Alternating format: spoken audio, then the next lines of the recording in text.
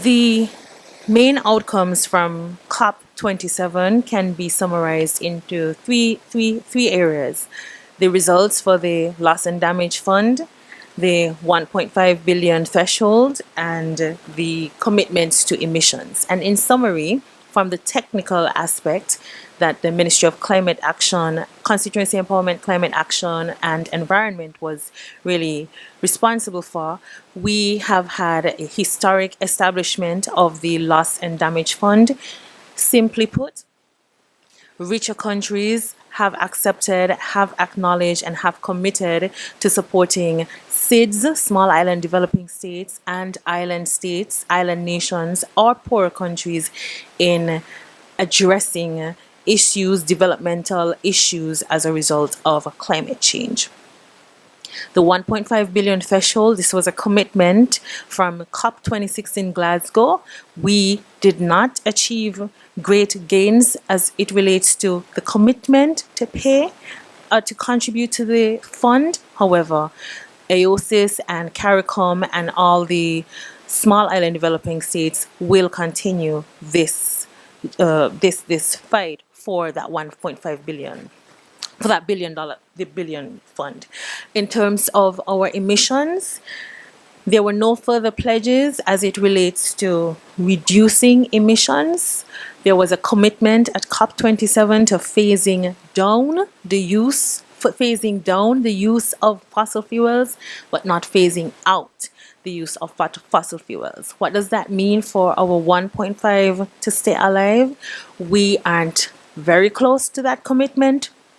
For 2030 or 2050, there is further action needed at the local level, at the regional level, CARICOM, OECS, AOSIS, at the sub-regional level. And there is also recognition that although we are happy with the outcome of the Loss and Damage Fund, we are not altogether pleased that the richer nations, the global north, has made real commitments to moving the agenda forward for climate action. But that's the technical side. As it relates to the expanded delegation and the partnership with the Ministry of Energy, Water et al., Economic Development and Investment, this was historic for St. Kitts and Nevis. One of the first commitments we had as a Ministry of Sustainable Development, Environment, Climate Action et al. Was partnership with the critical ministries which would push the agenda for climate action and climate responsiveness. And I'm happy to say that Minister Maynard and Senior Minister Douglas were immediately on board and recognized the importance of partnering, not just as one ministry, but as 3 ministries, 4 ministries, because we will have other ministries on board in our climate response agenda. Some of the important issues that we tackled at COP27 because of our pavilion presence was 1, selling St. Kitts and Nevis, 2, investors dealing directly with the international funds that have been established for us to access funds for climate responsiveness, the issues of climate justice. It's important that small island states like St. Kitts and Nevis can make their presence known to larger countries. We can make it very clear that this is our experience as a small island which has not contributed greatly to climate change but suffers the most. In terms of climate action and youth, we're very pleased that we had a youth-led delegation, our technical negotiations, our pavilion presence, the marketing of St. Kitts and Nevis as a sustainable island state was led by our youth members. And that for St. Kitts and Nevis is historic, and we're going to do this for every single COP going forward. Why?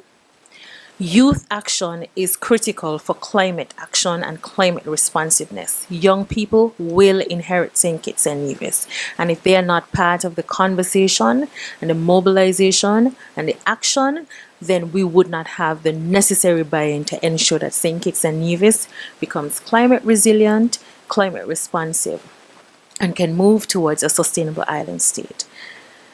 And finally, what does this mean for St. Kitts onwards. We have clear commitments in terms of our interministerial partnerships.